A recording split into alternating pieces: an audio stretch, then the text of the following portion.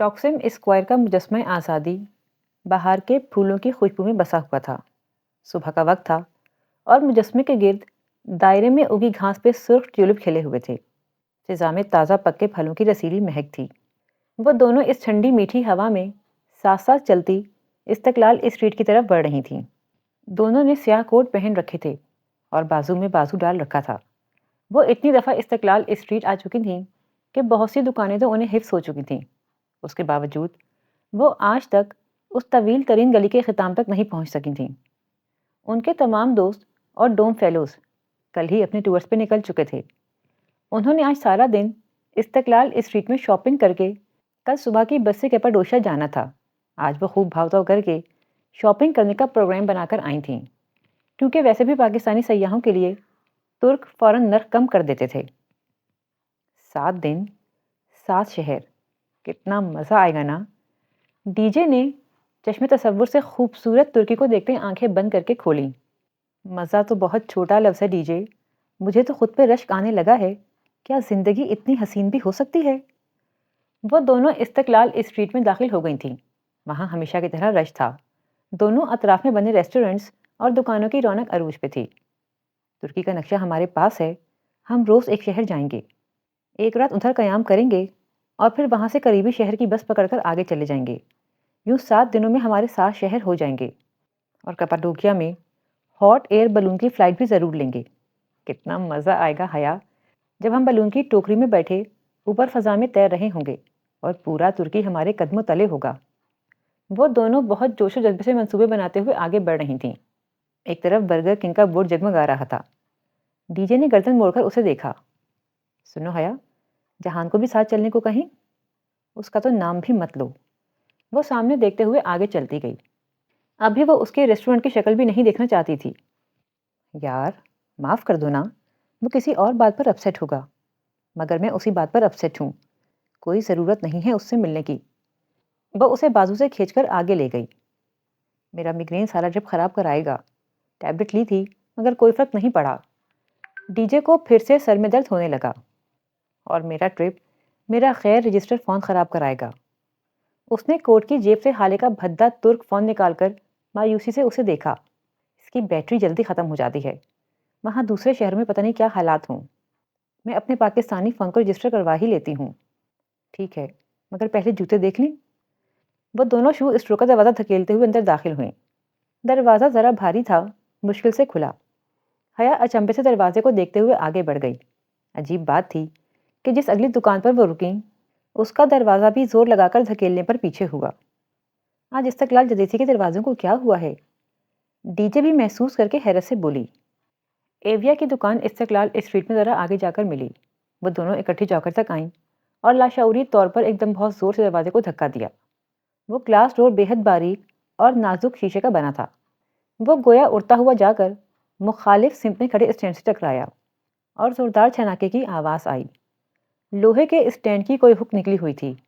उसकी ज़रब ज़ोर से लगी और दरवाजे के ऊपरी हिस्से से शीशे के टुकड़े छन छन करते फर्श पर आ गिरे। वो दोनों एकदम साकित सी आधे टूटे दरवाजे को देख रही थीं। काउंटर के निचले दराज से कुछ निकालते सेल्समैन ने चौंक कर सर उठाया। टूटे दरवाजे को देखकर उसका मुंह पूरा खुल गया। वो हक्का बक्का सा उठ खड़ा हुआ। कापाई कर दी, उसने उंगली से दरवाजे की तरफ इशारा किया। डीजे का सत्ता पहले टूटा। वो हया के करीब खिसकी और हौले से सरगोशी की। हया, इसने हमें दरवाज़ा तोड़ते नहीं देखा। बस ठीक है, फिर हम मुकर जाते हैं।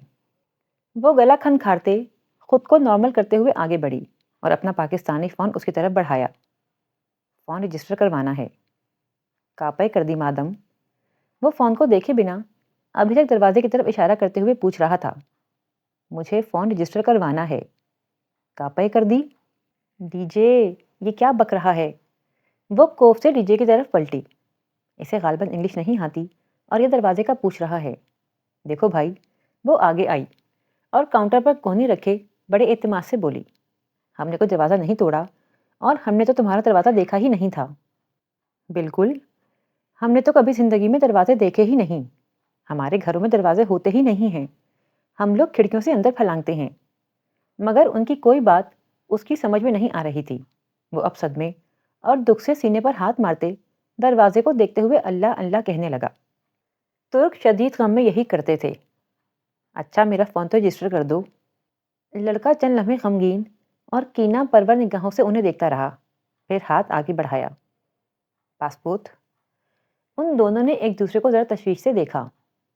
یہ پاسپورٹ سے فون کے لیے مانگ رہا ہے نا؟ نہیں، یہ ہمیں انتر کروائے گا۔ ڈی جے، اسے پاسپورٹ نہیں دینا، ورنہ اس نے اتنا لمبا جرمانہ کروانا ہے کہ ہمارا ٹرپ کینسل ہو جائے گا۔ پاسپورٹ نہیں ہے ہمارے پاس، ڈی جے نے زور سے ہاتھ ہلا کر کہا۔ وہ حیا سے چند قدم پیچھے تھی۔ پاسپورٹ؟ اس نے بازو بڑھائے اور پھر سے پاسپورٹ مانگا۔ کہا نا نہیں ہے ہمارے پاس پاسپورٹ؟ حیا جھنجھلائے ہوئے انداز میں کہہ رہی تھی۔ پاسپورٹ کے بغیر رجسٹر نہیں کر سکتے؟ دیکھو، ہم تمہیں کچھ پیسے اوپر دے دیں گے۔ Ambulance, ambulance! وہ اپنی دھن میں کہے جا رہی تھی جب لڑکا ایک دم گھبرا کر چلا اٹھا۔ اس نے ناسمجھی سے اسے دیکھا، پھر اس کی نگاہوں کے تعاقب میں گردن موڑی۔ حیا؟ پیچھے کھڑی ڈی جے دونوں ہاتھوں میں سر تھامے اوندھی گرتی جا رہی تھی۔ اس کی آنکھیں بند ہو رہی تھیں اور وہ تکلیف کی شدت سے دبے دبے انداز میں چلا رہی تھی۔ لڑکا بھاگ کر کاؤنٹر کے پیچھے سے نکلا۔ D J, D J! وہ ہذیانی انداز میں چیختے ہوئے اس کی طرف لپکی۔ اس کی اینک پھسل کر فرش پر جا گری۔ تیزی سے اس کی طرف بڑھتے لڑکے کا جوگر اس پہ آیا اور کڑچ کی آواز آئی اور ایک شیشہ دو حصوں میں بٹ گیا۔ D J, D J! وہ اس پر جھکی دیوانہ وار اسے پکار رہی تھی۔ ڈی جے کی آنکھیں بند ہو رہی تھیں، ساری دنیا اندھیرے میں ڈوب رہی تھی۔ ہسپتال کا وہ کوریڈور سرد اور ویران تھا۔ سنگ مرمر کا فرش کسی مردے کی طرح سفید تھا، سفید، بے جان، ٹھنڈا۔ وہ بالکل سیدھی بیٹھی تھی، ساکت، جامد۔ سیٹ میں کسی غیر مرئی نقطے پر نگاہیں مرکوز کیے اس کی آنکھوں سے آنسو ٹوٹ ٹوٹ کر گر رہے تھے۔ جب سے ڈی جے آپریشن تھیٹر میں تھی وہ یوں ہی ادھر بیٹھی تھی۔ آن ڈیوٹی ڈاکٹر نے کچھ بتایا تھا کہ خدیجہ کے برین میں بیری اینیورزم تھی، ایک پھولی ہوئی اینیورزم جو پھٹ گئی تھی۔ سب آرکینائڈ ہیمریج۔ ڈاکٹر نے کہا تھا کہ بینڈری اینیورزم پھٹنے والے مریضوں میں سے 80 سے 90% کی موت واقع ہو جاتی ہے۔ کم سے کم بھی 10% کی امید تھی، اور وہ اسی 10% امید کو تھامے وہاں بینچ پہ بیٹھی تھی۔ اس کا ذہن بالکل مفلوج ہو چکا تھا، جیسے بھاری سل سے سر کو کچل دیا گیا ہو۔ پھر بھی اس نے کہیں سے ہمت مجتمع کر کے ڈی جے کے گھر والوں کو پاکستان فون کر دیا تھا۔ اس کے باپ بھائیوں کی پریشانی، ماں کے آنسو، وہ کچھ نہیں سمجھ پا رہی تھی۔ اس کے ابو ترکی آنے کی کوشش کر رہے ہیں اور اس کا بھائی جو فرانس میں مقیم تھا وہ بھی رات تک پہنچ جائے گا۔ بس اس کی سمجھ میں یہی بات آئی تھی۔ بار بار کوئی نہ کوئی اسے فون کرتا اور وہ ہر بات کے جواب میں بھیگی آواز سے اتنا ہی کہہ پاتی، مجھے نہیں پتا، ڈاکٹر باہر نہیں آئے۔ اب وہ یوں ہی نڈھاسی بینچ پہ بیٹھی تھی، آنسو لڑیوں کی صورت اس کی آنکھوں سے گر رہے تھے۔ 10% کی امید۔ اس نے گود میں رکھے موبائل کو دیکھا، پھر اٹھا کر کپکپاتے ہاتھوں سے پیغام لکھنے لگی۔ میں ٹاکسن فرسٹ ایڈ ہاسپٹل میں ہوں، ڈی جے کو برین ہیمریج ہوا ہے، تم فوراً آ جاؤ۔ اور جہان کو بھیج دیا۔ ان کے درمیان اگر کوئی تلخی تھی بھی تو اسے یاد نہیں تھی، اگر یاد تھی تو صرف اور صرف ختیجہ۔ اذان کا وقت ہوا تو وہ اٹھی اور وضو کر کے واپس ادھر آئی۔ کوٹ اس نے وہی بینچ پہ چھوڑ دیا تھا اور اب نیلی قمیض کی آستینیں گیلے بازوؤں پہ نیچے کر رہی تھی۔ چہرہ، ہاتھ اور ماتھے سے بال بھی ویسے ہی گیلے تھے۔ کیا زندگی اتنی جلدی گزر جاتی ہے؟ اس سے بھی جلدی گزر جاتی ہے۔ چند روز قبل کی 2 لڑکیوں کی گفتگو اسے یاد آئی تھی۔ وہ سلام پھیر کر تشہد کی حالت میں بیٹھی تھی۔ اس کا چہرہ مکمل طور پہ بھیگا ہوا تھا اور یہ وضو کا پانی نہیں تھا۔ وہ دونوں ہتھیلیاں ملائے انہیں ڈبڈبائی آنکھوں سے دیکھ رہی تھی۔ میرے اللہ! وہ بے آواز رو رہی تھی۔ آپ کو پتا ہے ڈی جے میری بیسٹ فرینڈ ہے، میری سب سے اچھی دوست، ارم، زارا، ان سب سے اچھی دوست۔ آپ اسے ہم سے مت چھینیں۔ اس کے ماں باپ وہ بوڑھے ہیں، وہ مر جائیں گے۔ آپ ہمیں ایسے مت آزمائیں، آپ ہمیں ڈی جے واپس کر دیں۔ میری 10% کی امید کو ہارنے مت دیں۔ وہ ہتھیلیوں پہ چہرہ جھکائے ہوئے ہولے ہولے لرز رہی تھی۔ شفون کا نیلا دوپٹہ سر سے پھسل کر گردن کی پشت تک جا گرا تھا۔ میں بہت اکیلی ہوں، میرے پاس ابھی کوئی نہیں ہے سوائے آپ کے۔ میرے پاس بجانے کے لیے کوئی گھنٹی نہیں ہے، کھٹکھٹانے کے لیے کوئی دروازہ نہیں ہے، ہلانے کے لیے کوئی زنجیر نہیں ہے۔ میری پہلی امید بھی آپ ہیں، آخری بھی آپ ہیں۔ اگر آپ نے میری مدد نہ کی تو کوئی میری مدد نہیں کر سکے گا۔ اگر آپ نے چھین لیا تو کوئی دے نہیں سکے گا، اور اگر آپ دے دیں تو کوئی روک نہیں سکے گا۔ آپ ہمیں ڈی جے کی زندگی واپس لوٹا دیں، آپ ڈی جے کو ٹھیک کر دیں۔ اس کے دل پر گرتا ہر آنسو اندر ہی اندر داغ لگا رہا تھا، جلتا سلگتا ہوا داغ۔ اس کا دل ہر پل زخمی ہوتا جا رہا تھا۔ اللہ تعالیٰ، میرے پاس کوئی نہیں ہے جس سے مانگ سکوں، اور آپ کے علاوہ کوئی نہیں ہے جو مجھے کچھ دے سکے۔ میری ایک دعا مان لیں، میں زندگی بھر کچھ نہیں مانگوں گی، کوئی خواہش نہیں کروں گی۔ آپ ہمیں ڈی جے کی زندگی واپس لوٹا دیں۔ میں ہر وہ کام کروں گی جو آپ کو راضی کرے اور راضی رکھے۔ میں آپ کو کبھی ناراض نہیں کروں گی۔ آپ ڈی جے کو ٹھیک کر دیں پلیز۔ وہ ہاتھوں میں چہرہ چھپا کر پھوٹ پھوٹ کر رو رہی تھی۔ وہ زندگی میں کبھی اتنی اکیلی نہیں ہوئی تھی جتنی آج تھی۔ وہ کبھی اتنی بے بس، اتنی لاچار بھی نہیں رہی تھی جتنی اس وقت تھی۔ کتنے گھنٹے گزرے، کتنی گھڑیاں بیتیں، اسے کچھ یاد نہیں تھا۔ بس اندھیرا چھا رہا تھا جب اس نے جہان کو تیز تیز قدموں سے چلتے اپنی طرف آتے دیکھا۔ وہ کھڑی بھی نہیں ہوئی، بس بینچ پہ بیٹھی گردن اٹھائے اسے دیکھے گئی۔ تم نے مجھے پہلے کیوں نہیں بتایا؟ اب کیسی ہے وہ؟ ہوا کیا تھا؟ وہ پھولی سانسوں کے درمیان کہتے ہوئے اس کے ساتھ بیٹھا۔ وہ اتنا ہی پریشان تھا جتنی وہ۔ بیری انیورزم پھٹ گیا تھا، جس کے نتیجے میں سب آرگنائڈ ہیمریج۔ اسے خود جو سمجھ میں آیا تھا وہ بتانے لگی، بتا کر وہ پھر سے دونوں ہاتھوں میں سر دیے رونے لگی۔ وہ ٹھیک ہو جائے گی، تم ایسے مت رو۔ تم نے کچھ کھایا ہے؟ تم مجھے ٹھیک نہیں لگ رہی، میں کچھ لاتا ہوں۔ پھر وہ روکا نہیں، تیزی سے اٹھ کر چلا گیا۔ جب وہ واپس آیا تو ہاتھ میں سینڈوچز کا پیکٹ اور جوس کی بوتل تھی۔ کچھ کھا لو۔ اس نے سینڈوچ نکال کر اس کی طرف بڑھایا۔ مجھ سے نہیں کھایا جائے گا۔ وہ نفی میں سر ہلانے لگی۔ اسی پل آپریشن تھیٹر کے دروازے کھلے۔ وہ تڑپ کر اٹھی۔ میں دیکھتا ہوں۔ اسے وہیں رکنے کا کہہ کر وہ آگے آیا اور باہر آنے والے سرجن سے ترک میں بات کرنے لگا۔ وہ بے قراری سے کھڑی ان دونوں کو باتیں کرتے دیکھے گئی۔ Okay okay. وہ سر ہلا کر بات ختم کر کے واپس آیا۔ کیا کہہ رہا تھا ڈاکٹر؟ کیسی ہے ڈی جے؟ وہ آرام سے ہے، ابھی اسے شفٹ کر دیں گے، مگر تم ٹھیک نہیں ہو، ادھر بیٹھو۔ اسے واپس بینچ پر بٹھا کر اس نے سینڈوچ اس کی طرف بڑھایا۔ اب یہ کھاؤ۔ وہ جہان، وہ ٹھیک ہے؟ میری دعا قبول ہو گئی؟ اس نے نڈھالسے انداز میں سر دیوار سے ٹکا دیا۔ کچھ کھا لو حیا۔ اس کے اصرار پر اس نے بمشکل آدھا سینڈوچ کھایا اور تھوڑا سا جوس پی کر بوتل پرے ہٹا دی۔ جہان، میری دعا رد نہیں ہوئی، میں نے اتنی دعا کی تھی۔ یہ کیسے ہو سکتا ہے کہ کوئی اتنی دعا کرے اور وہ پوری نہ ہو؟ وہ کھوئے کھوئے انداز میں دور خلاؤں میں دیکھتے ہوئے کہہ رہی تھی، حیا تھوڑا سا اور کھا لو ورنہ تمہاری طبیعت بگڑ جائے گی۔ نہیں، تمہیں پتہ ہے میں نے کبھی اتنے دل سے دعا نہیں مانگی جتنی آج مانگی تھی۔ پھر یہ کیسے ہوتا کہ پوری نہ ہوتی؟ اس کی آنکھوں سے پھر سے آنسو بہنے لگے۔ وہ خاموشی سے اسے دیکھے گیا۔ اب وہ مزید کچھ نہیں کھائے گی، اسے اندازہ ہو چکا تھا۔ وہ اب سامنے دیوار کو دیکھتے ہوئے بہتے آنسوؤں کے درمیان کہہ رہی تھی، تمہیں پتہ ہے انسان کو کوئی چیز نہیں ہرا سکتی جب تک کہ وہ خود نہ ہار مان لے، اور میں نے آج امید نہیں ہاری تھی جہان، مگر بعض دفعہ قسمت ہرا دیا کرتی ہے۔ وہ بہت دھیرے سے بولا تو وہ چونکی۔ جہان اسے ہی دیکھ رہا تھا۔ ایک دم اس کا دل ڈوب کر ابھرا۔ جہان، حیا، ٹی جے کی ڈیتھ ہو گئی ہے۔ کوریڈور کا سناٹا ایک دم سے ٹوٹا۔ پیچھے کہیں کسی اسٹریچر کے پہیوں کے چلنے کی آوازیں آئی تھیں۔ وہ بنا پلک جھپکے جہان کو دیکھ رہی تھی۔ ہاتھ میں پکڑی ٹوٹی اینک پر اس کی گرفت سخت ہو گئی تھی۔ پسینے میں بھیگی ہتھیلی سے اینک کے شیشے پر دھند چھاتی جا رہی تھی، ٹھنڈی گیلی دھند۔ میری فرینڈز مجھے ڈی جے کہتی ہیں، لیکن چونکہ آپ میری فرینڈ نہیں ہیں اس لیے مجھے خدیجہ ہی کہیں۔ شام کی دھندلی سی چادر نے پورے استنبول کو اپنی لپیٹ میں لے رکھا تھا۔ دوپہر میں خوب بارش ہوئی تھی اور آسمان کھل کر برسا تھا کہ لگتا تھا ساری دنیا بہہ جائے گی، سب ڈوب جائے گا۔ وہ تب سے اسی طرح پھپھو کے لاؤنج میں صوفے پر پاؤں اوپر کر کے بیٹھی گھٹنوں پہ سر رکھے روئے جا رہی تھی۔ ایویں ہی سامان گم ہو جائے؟ ہم نے ہینڈ کیری میں اتنا بوجھ نہیں اٹھانا۔ اس کی آنکھوں کے سامنے ڈی جے کا آخری چہرہ جیسے سبز ہو گیا تھا۔ وہ منظر یوں ہر جگہ چھایا تھا کہ کچھ نظر ہی نہیں آ رہا تھا۔ بے جان چہرہ، جیسے سارا خون نچڑ گیا ہو، بند آنکھیں، اس اسٹریچر پر ڈالا بے حس و حرکت وجود۔ وہ اس منظر میں مقید ہو گئی تھی۔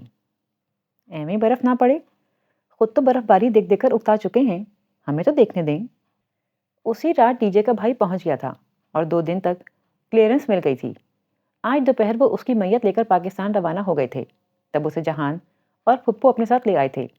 وہ اس وقت سے یوں ہی بیٹھی تھی، نہ کھاتی تھی، نہ کوئی بات کرتی تھی، بس روئے چلی جا رہی تھی۔ اس کا غم بہت بڑا تھا۔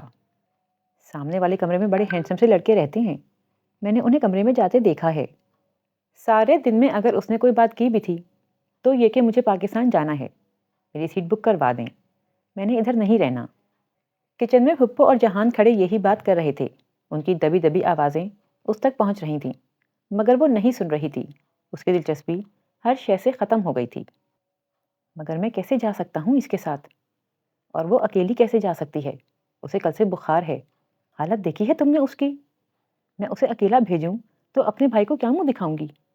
مگر ممی، آپ کو ابا کا پتہ ہے نا، انہیں علم ہوا تو انہیں یہ بتائیں گے کہ تم انقرہ تک گئے ہو۔ مگر ممی، میرا جانا ضروری تو جہان سکندر، جو میں نے کہا وہ تم نے سن لیا۔ تم کل صبح کی فلائٹ سے حیا کے ساتھ جا رہے ہو۔ وہ اسی طرح گھٹنوں میں سر دیے رو رہی تھی۔ ارد گرد کیا ہو رہا تھا اسے نہیں پتا تھا۔ اس کا دل ایسے بری طرح ٹوٹا تھا کہ ہر شے سے دلچسپی ختم ہو گئی تھی۔ پارک ٹاورز ایشیا کا سب سے بڑا شاپنگ مال، اس نے کون سے جا کر چیک کر لینا ہے۔ تھوڑا سا شو مارنے میں حرجی کیا ہے؟ جب پھپھو نے آ کر یہ بتایا کہ جہان اس کے ساتھ جائے گا، چاہے جتنے دن بھی لگیں، تو بھی اس نے کوئی جواب نہیں دیا تھا۔ اسے فی الحال جہان سکندر سے کوئی سروکار نہ تھا۔ ویسے تمہاری پھپھو کا کوئی ہینڈسم بیٹا ہے؟ تمہاری چمک دمک دیکھ کر یہ خیال آیا۔ ہر چیز جیسے سلو موشن میں ہو رہی تھی۔ آوازیں بند ہو گئی تھیں، صرف حرکات دکھائی دے رہی تھیں۔ وہ اتاترک ایئرپورٹ پہ چھوٹے چھوٹے قدم اٹھاتی چل رہی تھی۔ اس کے ساتھ کوئی اور بھی چل رہا تھا، مگر وہ اسے نہیں دیکھ رہی تھی۔ رہنے دو حیا، مجھے ابھی ورلڈ کپ کا غم نہیں بھولا۔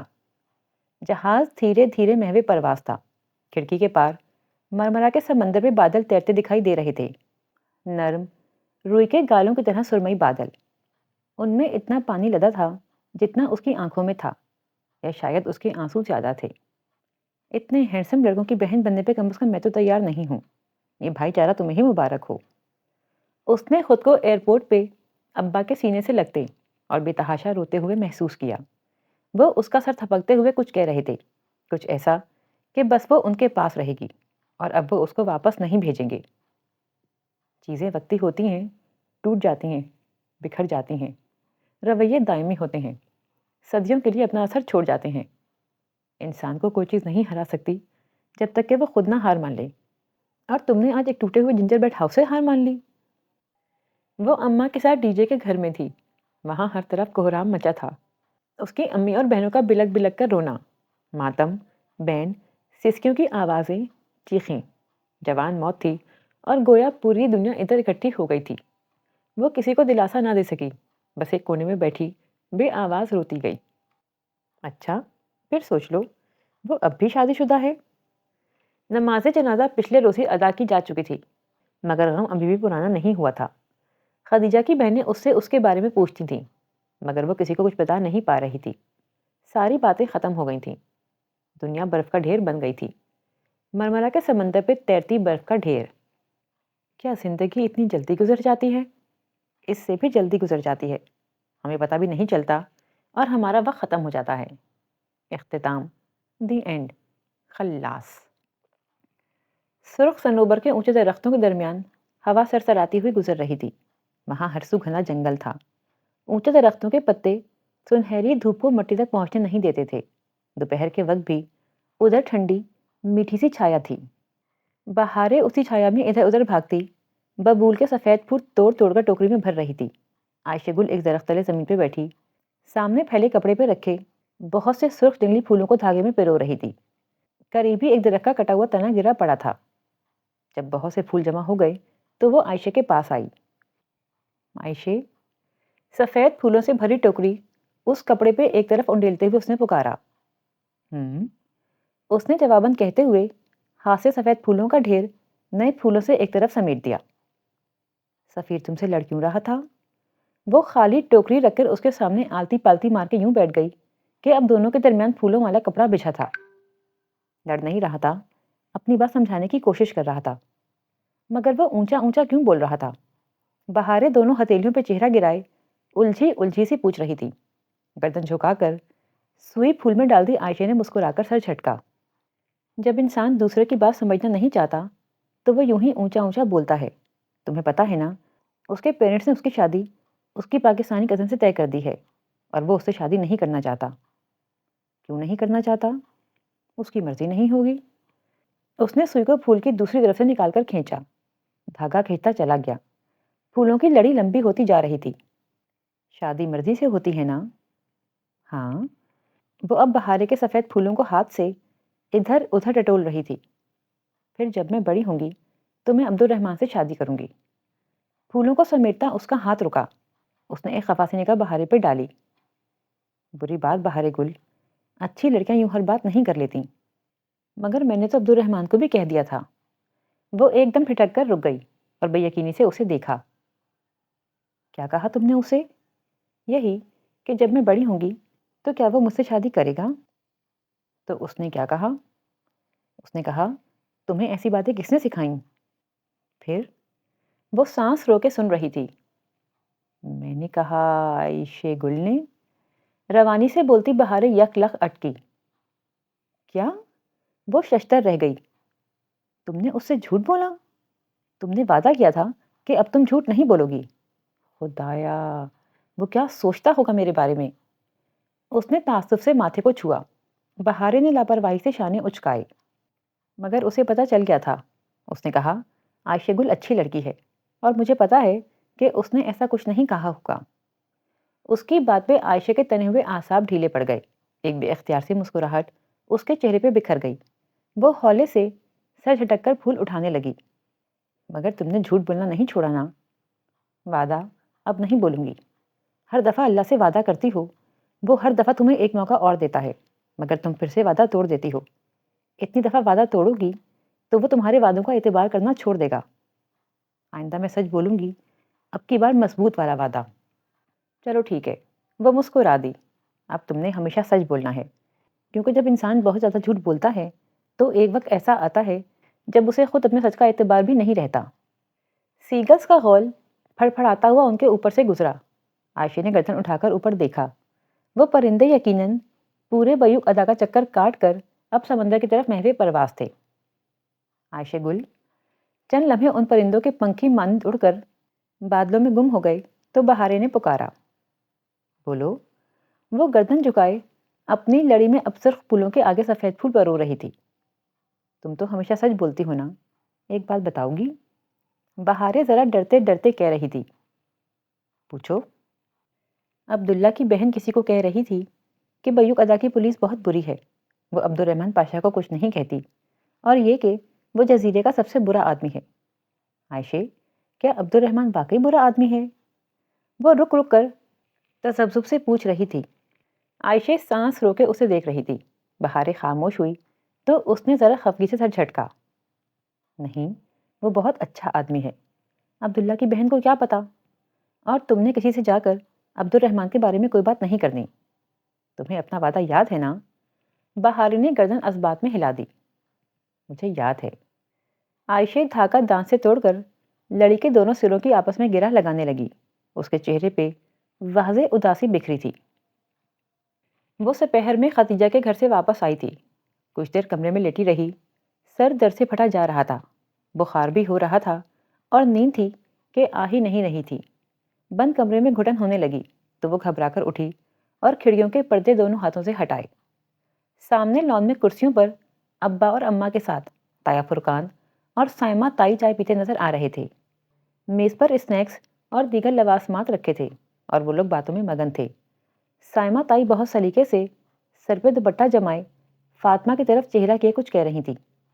فاطمہ تایا فرقان کے سامنے سر پہ دوپٹہ لیتی تھیں، جو پیچھے کیچر تک جھلک جاتا تھا۔ ان کی آنکھیں حیا جیسی تھیں اور لوگ کہتے تھے کہ 20 سال بعد حیا ایسی ہی ہوگی، اور اب وہ سوچتی تھی کہ پتہ نہیں 20 سال بعد وہ ہوگی بھی یا نہیں۔ وہ شاور لے کر سادہ ٹراؤزر پہ ٹخنوں کو چھوٹی سفید لمبی قمیص پہنے ہم رنگ دوپٹہ سر پہ لپیٹے باہر آئی۔ پہلے عصر کی نماز پڑھی کہ نمازیں ان 3 دنوں میں وہ قریباً ساری پڑھ رہی تھی۔ خدیجہ کے لیے بہت ڈھیر ساری دعائیں کر کے وہ اٹھی اور پھر دوپٹہ شانوں پہ پھیلائے بالوں کو کھلا چھوڑے کچن کی طرف آ گئی۔ فاطمہ فریج سے کچھ نکال رہی تھیں۔ اسے آتے دیکھا تو فریج کا دروازہ بند کر کے مسکراتی ہوئی اس کی طرف آئیں۔ شانے تک آتے بالوں کو کیچر میں باندھے وہ عام حلیے میں بھی بہت جاذبے نظر لگتی تھیں۔ میرا بیٹا اٹھ گیا؟ انہوں نے اسے گلے سے لگایا، پھر ماتھا چوما۔ جی۔ وہ مسکرانا چاہتی تھی مگر آنکھیں بھیگ گئیں۔ بس صبر کرو، اللہ کی چیز تھی، اس نے لے لی۔ صبر اتنا آسان ہوتا تو کوئی دوسرے کو کرنے کو نہ کہتا اماں، ہر شخص خود ہی کر لیتا، مگر میں کوشش کروں گی۔ گڈ، اچھا باہر آ جاؤ، تایا تائی ملنے آئے ہیں۔ مجھ سے؟ ہاں، اور جہان سے بھی۔ او ہاں، کدھر ہے وہ؟ اسے یاد آیا کہ وہ بھی ساتھ ہی آیا تھا، بس کھانا کھا کر سو گیا تھا، ظاہر ہے تھکا ہوا تھا۔ ابھی میں نے دیکھا کہ اٹھ چکا تھا، کہہ رہا تھا بس آ رہا ہوں۔ ویسے سبین کا بیٹا ذرا، وہ کہتے ہوئے جھجکیں۔ ذرا سا پراؤڈ ہے، نہیں؟ نہیں، وہ شروع میں یوں ہی ریزرو سا رہتا ہے، اور بعد میں؟ حیا نے گہری سانس لی۔ بعد میں بھی ایسا ہی رہتا ہے، اس شروع اور بعد کے درمیان کبھی کبھی نارمل ہو جاتا ہے۔ وہ باہر آئی تو اسے دیکھ کر تایا فرقان مسکرائے۔ وہ جھک کر ان دونوں سے ملی۔ اتنے عرصے بعد ملا ہوں اپنی بیٹی سے، اور وہ بھی ایسے موقع پر۔ تمہاری دوست کا سن کر بہت افسوس ہوا، اللہ اس کی مغفرت کرے۔ آمین۔ وہ سر کے اسبات کے ساتھ عاجز وصول کرتی کرسی کھینچ کر بیٹھی۔ ہوا کیا تھا اسے؟ سائمہ تائی نے تعصب سے پوچھا۔ Brain haemorrhage. چند لمحے کے لیے ملال زدہ خاموشی چھا گئی، جسے برآمدے کا دروازہ کھلنے کی آواز نے چیرا۔ وہاں سے فاطمہ باہر آئی تھیں اور ان کے عقب میں جہان بھی تھا۔ اس نے سیاہ ٹراؤزر جس کے دونوں پہلوؤں پہ لمبی سفید دھاری تھی کے اوپر آدھے بازوؤں والی سرمئی ٹی شرٹ پہن رکھی تھی۔ آنکھیں خمار آلود تھیں جیسے ابھی سو کر اٹھا ہو۔ چہرہ اور سامنے کے بال گیلے تھے۔ وہ شاید پانی کے چھینٹے مار کر تولیے سے منہ خشک کیے بغیر ہی باہر آ گیا تھا۔ اسے آتے دیکھ کر سب اس کی طرف متوجہ ہو گئے۔ وہ لان کے دھانے پہ پہنچا تو لمحے بھر کے لیے ذرا تذبذب سے گھاس کو دیکھا، پھر ایک نگاہ سامنے بیٹھے افراد کے قدموں پر ڈالی جو جوتوں میں مقید تھے، پھر ذرا جھجک کر گھاس پہ چلتا ہوا ان تک آیا۔ حیا جانتی تھی کہ وہ کیوں جھجکا تھا۔ ترکی میں گھاس پہ چلنا سخت معیوب سمجھا جاتا تھا، اور موقع ملنے پر وہ اور ڈی جے اپنی تسکین کے لیے گھاس پہ ضرور جوتوں سے چل کر دیکھتی تھیں۔ شکر ہے تمہاری شکل تو دیکھی ہم نے۔ اس سے مل کر رسمی انداز میں حال احوال پوچھ کر تایا فرقان نے گھنی مونچھیں تلے مسکراتے ہوئے کہا تھا۔ تھینکس۔ وہ رسماً کبھی نہیں مسکرایا اور اسی سرد انداز میں کہتا حیا کے مقابل کرسی کھینچ کر بیٹھا۔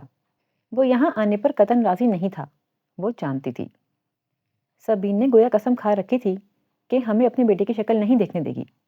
اسے کیسے خیال آیا تمہیں بھیجنے کا؟ اس کے لیے دیے انداز کا اثر تھا کہ تایا فرقان کے مسکراتے لہجے کے پیچھے ذرا سی چبھن در آئی۔ ممی کو اپنی بھتیجی کو اکیلے بھیجنا آکورڈ لگ رہا تھا، سو مجھے آنا پڑا۔ بغیر کسی لگی لپٹی کے اس نے کہہ ڈالا۔ منگیتر منقوہہ کے الفاظ تو دور کی بات، اس نے تو میری کزن تک نہیں کہا تھا۔ گویا رشتوں کی حدود واضح کی۔ سلیمان صاحب کے ماتھے پہ ذرا سی شکن ابھری اور سائمہ تائی کے لبوں کو ایک معنی خیز مسکراہٹ نے چھو لیا۔ حیا بالکل لا تعلق سی لان کی کیاریوں میں اگے پھولوں کو دیکھنے لگی۔ وہ اور ڈی جے ہمیشہ ٹاکسنگ پارک سے پھول چرانے کی کوشش کرتے تھے، مگر پارک کا کیئر ٹیکر ان پہ بڑی سخت نگاہ رکھتا تھا۔ اور تمہاری ممی کب آئیں گی؟ سلیمان صاحب نے چائے کا گھونٹ بھرتے ہوئے پوچھا۔ ممی کی بھتیجی اور تمہاری ممی۔ اس کے گھر کے مرد آج بہت تول تول کر الفاظ ادا کر رہے تھے۔ کچھ کہہ نہیں سکتا، اس نے شانے اچکا دیے۔ جہان، جوس لوگے یا چائے یا پھر کافی؟ فاطمہ نے چائے کے خالی کپ ٹرے میں رکھتے ہوئے اس کو مخاطب کیا۔ وہ مردوں کی بنسبت اس کو داماد والا پروٹوکول دے رہی تھیں۔ بس ایپل ٹی بہت ہے، اس نے روانی میں کہہ دیا، مگر فاطمہ کی آنکھوں میں ابھرتی نہ سمجھی دیکھ کر لمحے بھر کو متذبذب ہوا، پھر فوراً تصحیح کی۔ بس چائے۔ فاطمہ نے مسکرا کر سر ہلایا اور ٹرے اٹھائے اندر کی طرف بڑھ گئیں۔ تو بیٹا آپ کی اسٹڈیز کمپلیٹ ہو گئیں؟ سائمہ تائی اب بہت میٹھے لہجے میں پوچھ رہی تھیں۔ وہ ہر کسی کے لیے اتنی میٹھی نہیں ہوتی تھیں۔ کچھ تھا جو اسے چونکا گیا۔ جی اب تو کافی عرصہ ہو گیا۔ پھر کیا کر رہے ہو آپ؟ میرا استقلال اسٹریٹ پہ ایک ریسٹورنٹ ہے، وہی دیکھتا ہوں۔ جواباً سائمہ تائی ذرا حیران ہوئیں، البتہ تیافر خان نے بتانا سے سر ہلاتے اپنے تاثرات چھپا لیے۔ وہ جانتی تھی کہ وہ لوگ استقلال اسٹریٹ کی قیمتی زمین کی اہمیت کو نہیں سمجھتے، اس لیے متاثر نہیں ہوئے، اور گو کہ وہ اپنی لاتعلقی توڑنا نہیں چاہتی تھی، پھر بھی دھیرے سے بولی تھی۔ استقلال اسٹریٹ پہ ریسٹورنٹ کا مطلب ہے لاہور کی ایم عالم روڈ پہ 2 ریسٹورنٹ۔ وہ کہہ کر قیادیوں کو دیکھنے لگی۔ اوہ اچھا، گڈ۔ ان کے تاثرات فوراً ہی بدلے تھے۔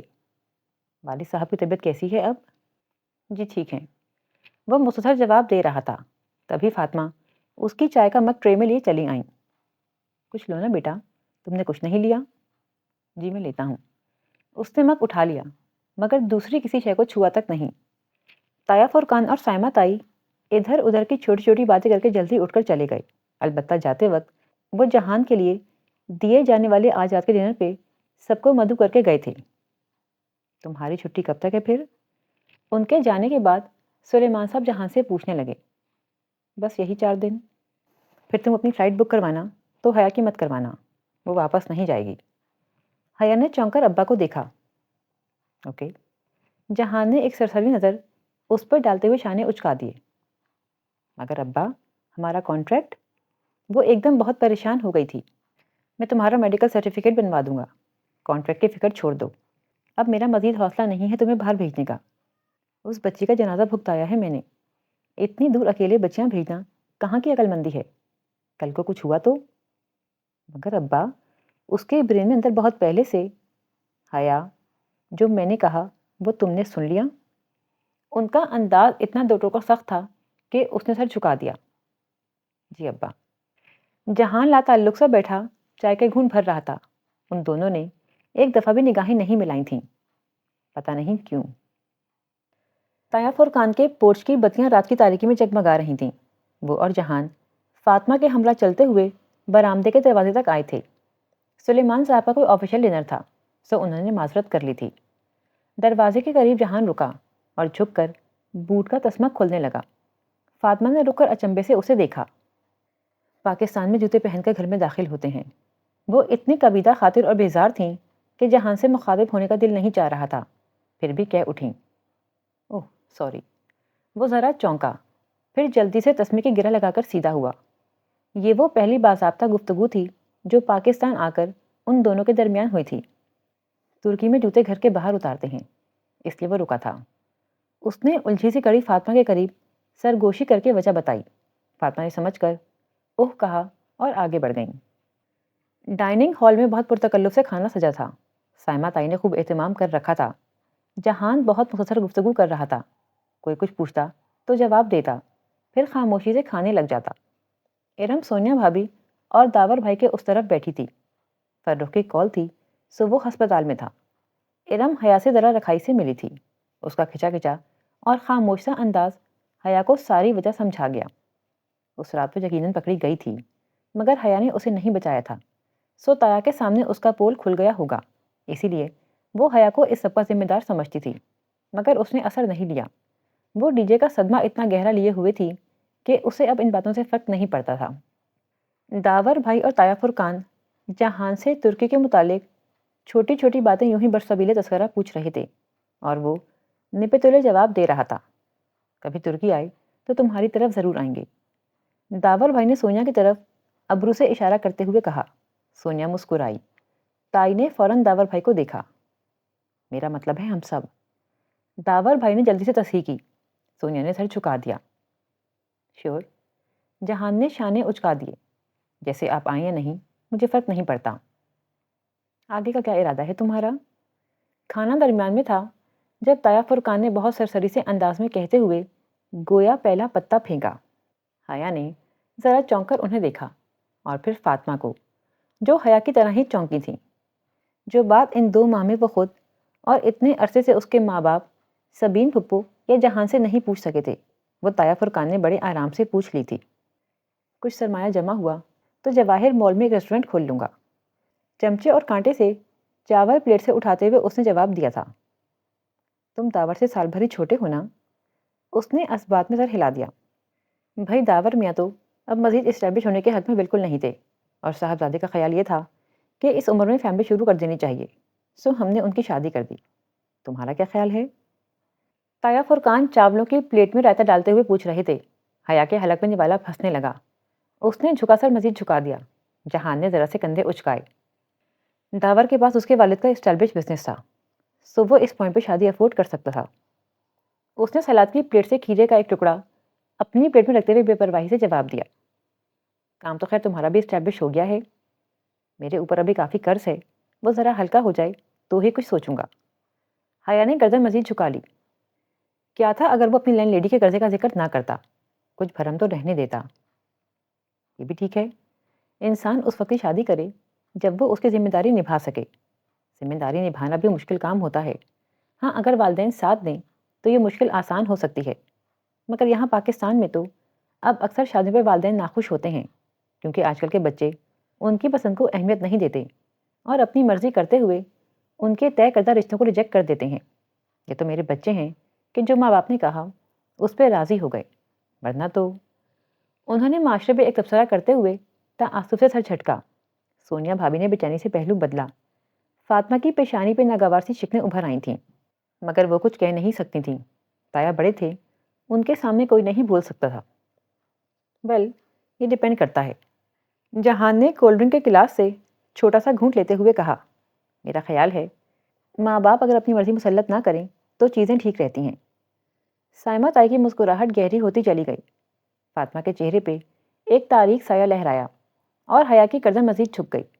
بھرے پنڈال میں گویا اس کی بے عزتی کر دی گئی تھی۔ یہ بھی ٹھیک ہے، طایا فرقان نے سر ہلا کر تائید کی۔ تمہاری واپسی کب ہے؟ جواب مل گیا تھا، سو بات بدل دی۔ سوموار کی صبح کی فلائٹ ہے۔ حیا تو نہیں جا رہی نا؟ ویسے میرا بھائی میری طرح بزدل نہیں ہے، بلکہ کافی بہادر ہے۔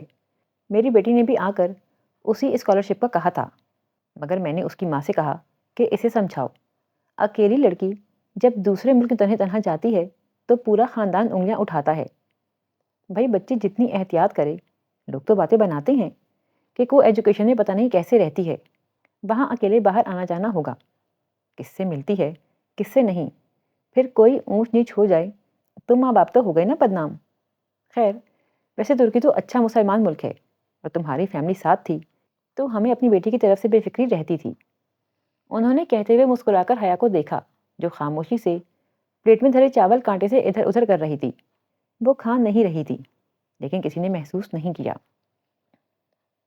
حیا، تم نے شادی کے کپڑے بنوا لیے؟ سائمہ طائی نے گفتگو کا رخ اس کی طرف موڑا۔ اس نے ذرا سی نفی میں گردن ہلائی۔ ابھی دیکھوں گی۔ اسے علم نہیں تھا کہ اماں نے کپڑے بنوائے ہیں یا نہیں۔ چلو، تم ریڈی میڈ بھی لے سکتی ہو، آسانی ہو جائے گی۔ سارا مسئلہ میری ارم کا ہوتا ہے، دوپٹہ شیفون کا نہ ہو، پتلا دوپٹہ سر پہ نہیں ٹکتا نا، آستینیں باریک نہ ہوں، اور پھر جو جوڑا اچھا لگتا ہے اس کی آستینیں ہی غائب ہوتی ہیں۔ تمہاری تو خیر ہے، تم سبھی کچھ پہن لیتی ہو، ساری مصیبت تو میری آئی رہتی ہے، بار بار درزی کے چکر لگانے پڑتے ہیں۔ بات ختم کر کے انہوں نے ایک نظر جہان کو دیکھا، وہ ٹیشو سے ہاتھ صاف کر رہا تھا۔ بس کیوں کر دی بیٹا، اور لو نا، کھانا ٹھیک لگا تمہیں؟ جی مامی، کھانا تو بہت اچھا تھا، بس ذرا مرچ زیادہ تھی۔ وہ پہلی دفعہ قدرے مسکرا کر بولا۔ جہاں طائی کی مسکان پھیکی ہوئی، وہاں سونیا بھابی نے اپنی مسکراہٹ چھپانے کے لیے چہرہ جھکا دیا۔ رات دیر تک جاگنے کے باعث وہ صبح دن چڑھے تک سوتی رہی، اور آنکھ کھلی بھی تو موبائل کی آواز سے۔ اس نے مندی مندی آنکھیں کھولیں اور سائڈ ٹیبل پہ رکھا اپنا پاکستانی موبائل اٹھا کر دیکھا۔ وہاں پرائیویٹ نمبر کالنگ جلتا بجھتا دکھائی دے رہا تھا۔ اف، یہ پھر پیچھے پڑ گیا، اور اسے پتا تھا کہ جب تک اٹھائے گی نہیں وہ کال کرتا رہے گا۔ ہیلو، اس نے کوہنیوں کے بل اٹھتے ہوئے فون کان سے لگایا۔ ویلکم بیک، کیسی ہیں آپ؟ وہی دھیما خوبصورت گھمبیر لہجہ اس کی پیشانی پہ بل پڑ گئے۔ کیوں فون کیا ہے آپ نے؟ آپ کی دوست کا سنا تھا، بہت افسوس ہوا۔ آئندہ آپ کو کبھی افسوس ہو یا خوشی ہو مجھے فون مت کیجیے گا۔ آپ اتنی بدگمان کیوں رہتی ہیں؟ آپ اگلے بندے کی پوری بات کیوں نہیں سنتی؟ مجھے کہنے تو دیں جو مجھے کہنا ہے۔ اسے جیسے غصہ آیا تھا۔ دیکھیں، میں جانتی ہوں کہ آپ کون ہیں، میں یہ بھی جانتی ہوں کہ آپ کس کے بیٹے ہیں، اور یہ بھی کہ آپ کا میرے خاندان سے کیا ایشو ہے، مگر بات جو بھی ہے اس کا مجھ سے کوئی واسطہ نہیں ہے۔ آپ آئندہ فون کریں گے تو بھی میں نہیں اٹھاؤں گی۔ خدا حافظ۔ اس نے زور سے بٹن دبا کر فون بند کیا اور تکیے پہ اچھال دیا۔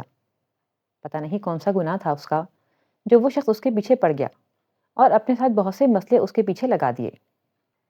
شام میں فاطمہ کے بے حد اصرار اور پھر ناراض ہونے کی دھمکی کے بعد حیا وہ کامدار انارکلی فراک پہننے پہ راضی ہوئی جو رنگ کے فرق کے ساتھ تمام لڑکیوں نے مہندی کے لیے بنوائے تھے۔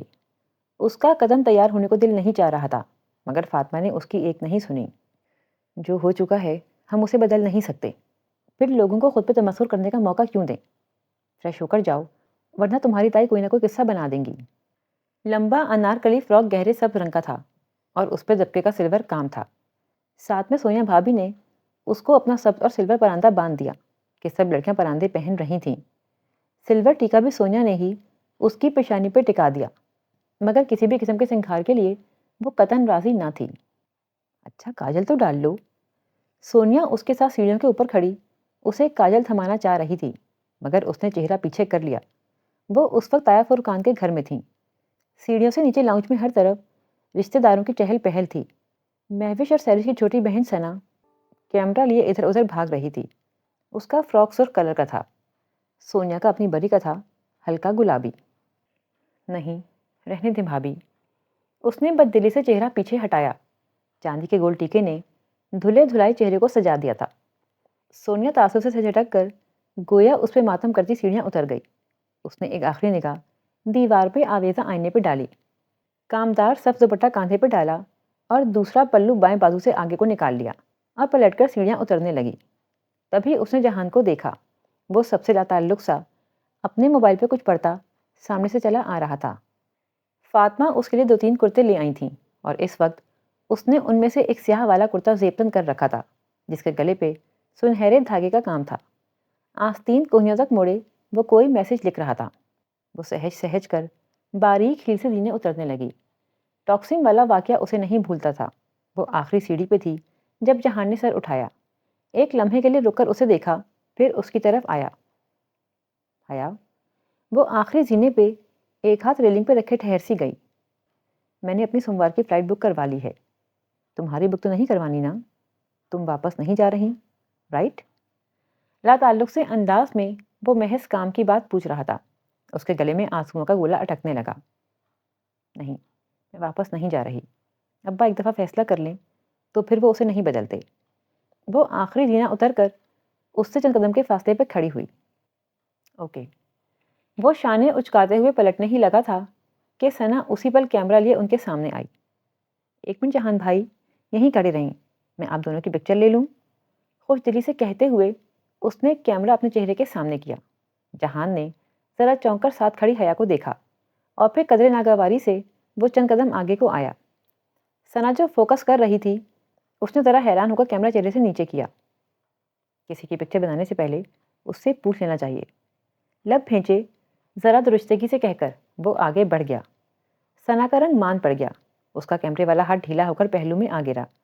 اس نے پلٹ کر راہداری کی سمت دیکھا جہاں وہ جاتا دکھائی دے رہا تھا، پھر دبے دبے غصے سے سر کو جھٹکا۔ میری توبہ، جو کبھی ان کی تصویر بناؤں یا ان سے بات بھی کروں۔ وہ خفگی سے بڑبڑاتے ہوئے آگے چلی گئی۔ حیا نے انگلی کی نوک سے آنکھ کا بھیگا گوشہ صاف کیا اور سر کو خفیف سی جنبش دے کر آگے بڑھ گئی۔ اس کے پاس رونے کے لیے بہت سے غم تھے۔ مہندی کا فنکشن زاہد چچا کے لان میں ہی منعقد کیا گیا تھا۔ لان کافی کھلا اور وسیع تھا۔ سکناتوں سے صرف اوپر کی چھت بنائی گئی، باقی اطراف کھلی رکھی گئیں، جہاں ہر سو دیواروں پر لڑیوں کی صورت بتیاں جگمگا رہی تھیں۔ اسٹیج پر رکھے لکڑی کے جھولے کو گیندے کے پھولوں سے آراستہ کیا گیا تھا اور مہوش اس پہ کسی ملکہ کی شان سے بیٹھی تھی۔ اس کا انارکلی فراک باقی لڑکیوں کے برعکس 2 رنگا تھا، سرخ اور زرد۔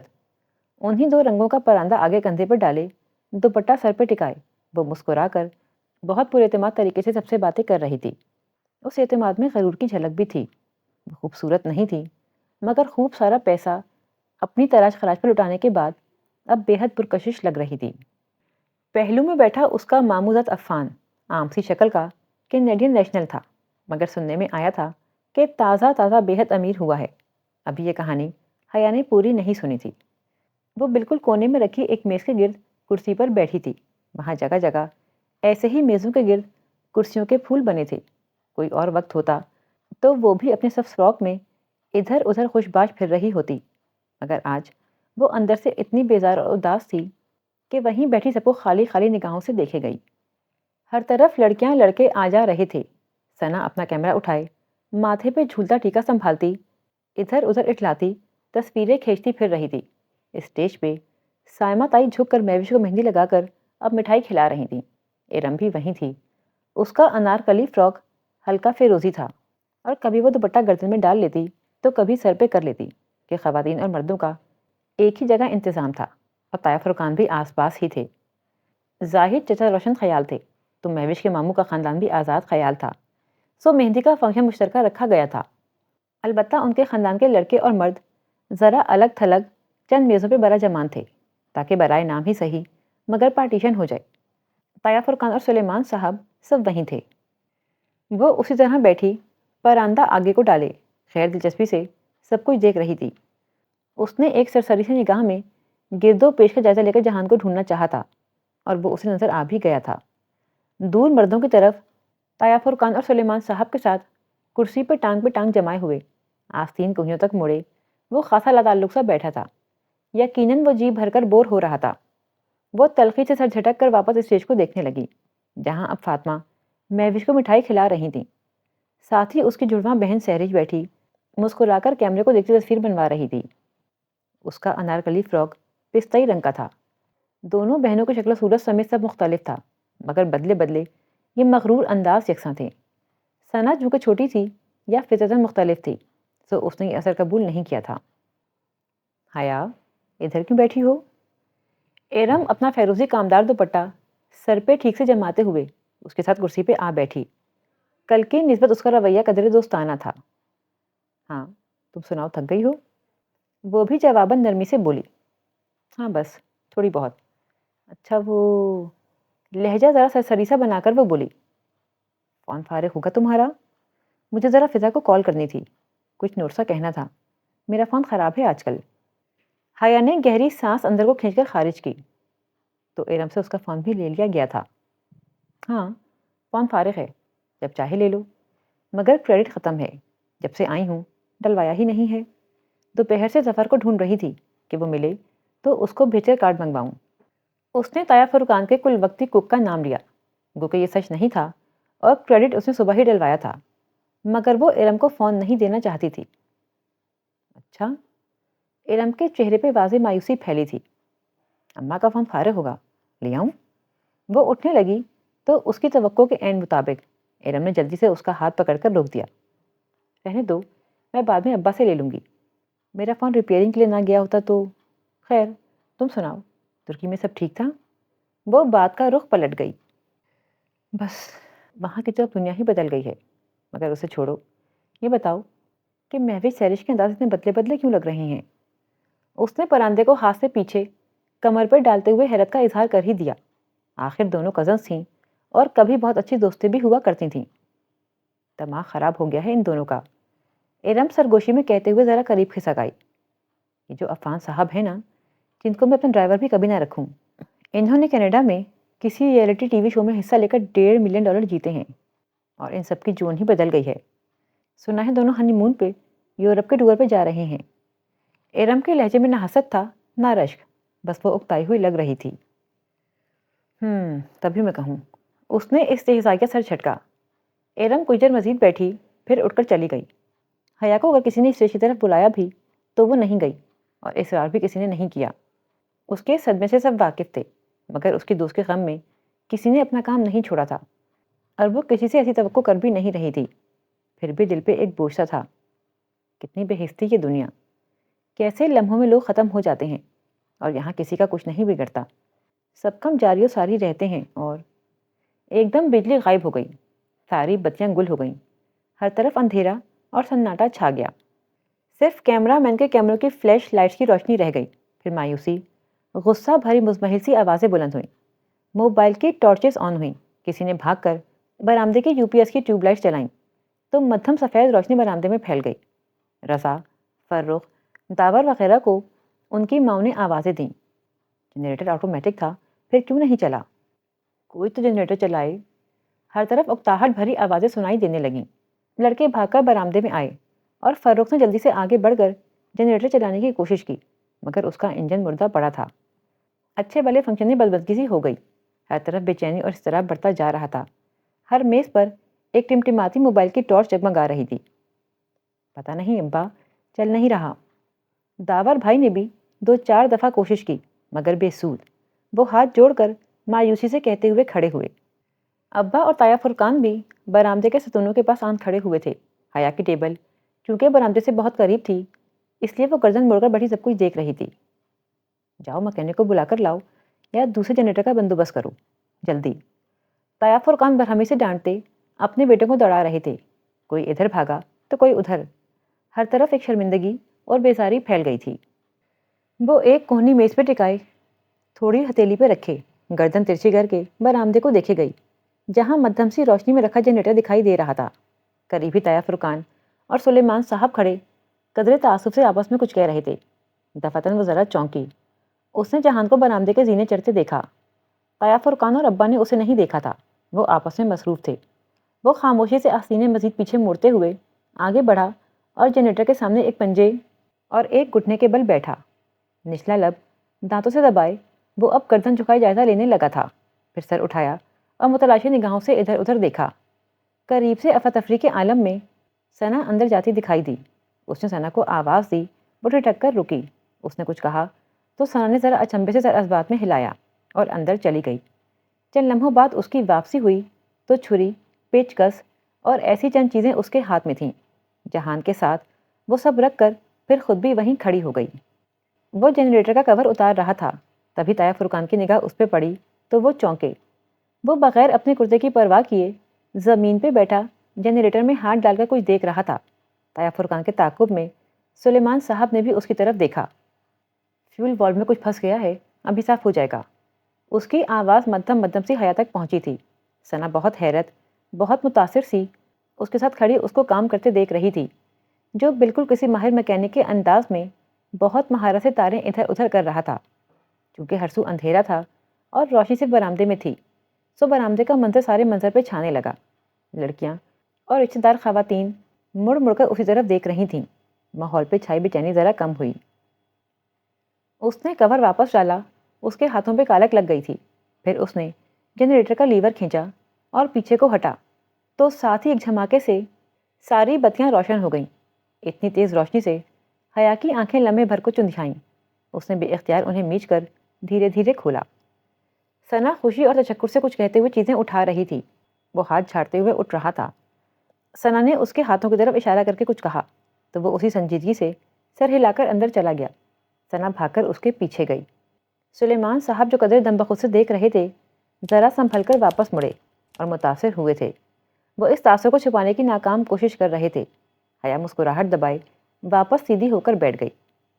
جس شخص نے اندھیروں میں روشنیاں بکھیر دی تھیں، اس سے سبھی متاثر تھے، البتہ وہ جانتی تھی کہ ابا نے کبھی یہ توقع نہیں کی ہوگی کہ جہانیوں زمین پر بیٹھ کر جنریٹر کھولنے لگ جائے گا۔